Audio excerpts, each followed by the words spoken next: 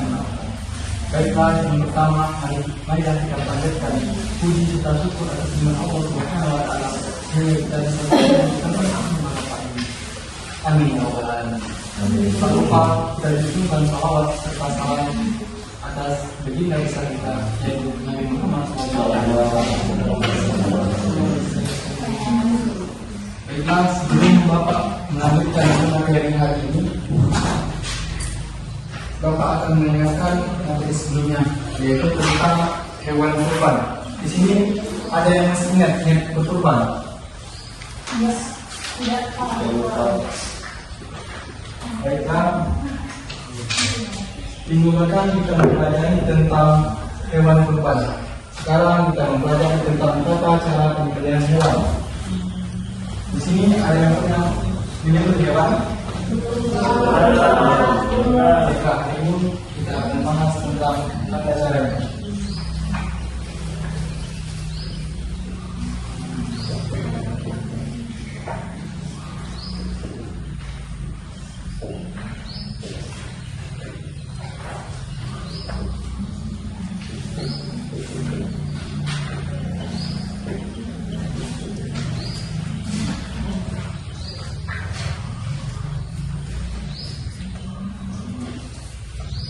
Sembelih dalam bahasa Arab disebut az-zakah, yang berarti baik dan suci.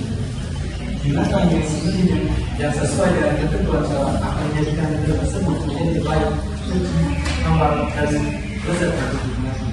Sedangkan menurut istilah ialah memotong jalur pernapasan serta dan memakan dan minum dan pula pada adegan hewan menggunakan pisau, pedang atau benda tajam lain yang sesuai dengan syariat. Sesuatu yang diharapkan oleh Allah Subhanahu wa Ta'ala untuk dikonsumsi oleh seluruh umat manusia, terutama umat muslim, wajib melalui proses penyembelihan yang sesuai dengan syariat, kecuali ikan dan belalang. Hal ini selaras dengan sabda Rasulullah SAW yang artinya dihalalkan bagi kita dua macam bangkai dan dua macam darah, yaitu dua macam bangkai yaitu bangkai ikan dan bangkai belalang, dan dua macam darah yaitu hati dan lima. Hadis riwayat Al-Bukhari. Selanjutnya, dasar hukum penyembelihan. Binatang yang halal bisa menjadi haram jika proses penyembelihannya tidak melalui sesuai syariat Islam. Adapun yang menjadi dasar hukum penyembelihan ada dua, yaitu Al-Quran dan hadis.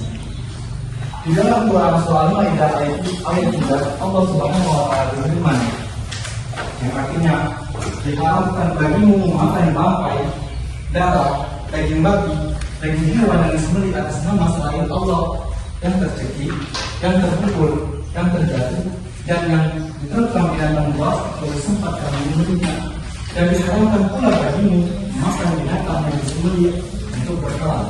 Hadis riwayat Al-Quran surah Al-Maidah ayat 3. Yang dimaksudkan dengan ayat tersebut ialah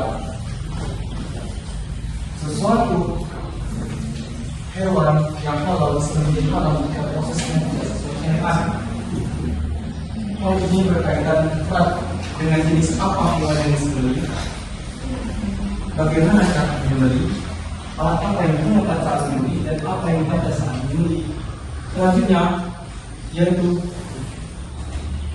dasar hukum yang kedua, yaitu hadis. Rasulullah SAW bersabda dengan hadisnya yang berbunyi,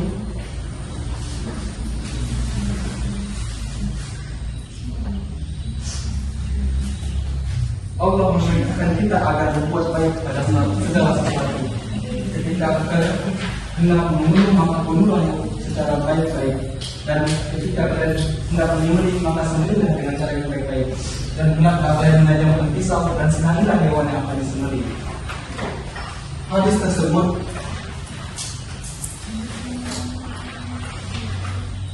mengandung tuntutan bahwa proses penyembelihan itu sudah diatur dalam Islam, sehingga sang penyembelih dilarang menyakiti hewan, baik saat akan menyembelih maupun saat proses penyembelihan.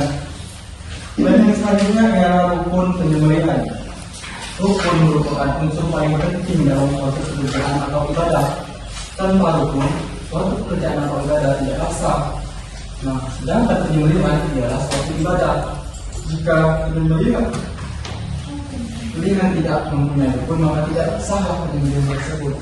Adapun rukun penyembelihan ialah yang pertama orang yang menyembelih, yang kedua hewan yang disembelih, yang ketiga niat, dan yang keempat alat penyembelihan. Selanjutnya syarat-syarat penyembelihan. Syarat juga berkaitan dengan rukun penyembelihan.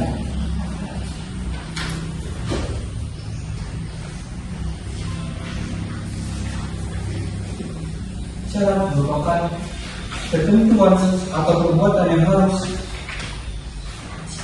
dilakukan untuk melakukan suatu pekerjaan. Tanpa syarat, suatu pekerjaan tidaklah dianggap sah. Adapun syarat penyembelihan ialah yang pertama orang yang menyembelih. Orang yang menyembelih pun harus memenuhi syarat. Yang pertama, orang tersebut harus muslim atau ahli kitab.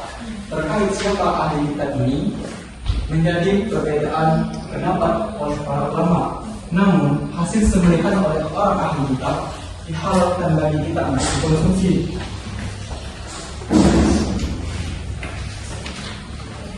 Hal ini sesuai dengan firman Allah Subhanahu wa taala dalam Quran surah Al-Ma'idah ayat 5. Pada hari ini dihalalkan bagimu sesuatu yang baik-baik. Hasil yang baik-baik sembelihan orang-orang ahli kitab halal untuk dimakan, dan begitu begitulah makanan pula bagi mereka. Dan selanjutnya orang tersebut harus berakal sehat. Orang tersebut harus dalam kondisi sehat dan sadar, sehingga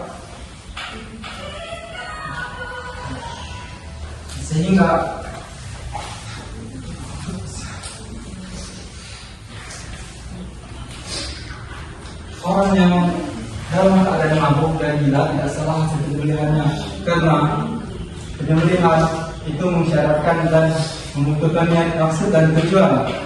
Selanjutnya mumayyiz. Orang tersebut ialah harus mumayyiz. Mumayyiz ialah orang yang dapat membedakan mana yang baik, mana yang benar, mana yang salah, dan mana yang buruk. Bisa juga disebut mumayyiz adalah orang yang sudah balik. Orang yang belum mumayyiz tidak salah hasil sembelihannya. Bahkan menurut Syekh Ibnu Rashid dalam kitab Iyadul Mudda'i wa Nihayatul Al-Muqtasid, ketiga syarat tersebut ditambah sebuah syarat lainnya, yaitu laki-laki dan tidak menyatakan Tuhan dari mana tadi? Dari mana tadi? Selanjutnya yang kedua, syarat yang kedua yaitu binatang yang disembelih. Adapun binatang yang disembelih harus memenuhi syarat-syarat berikut.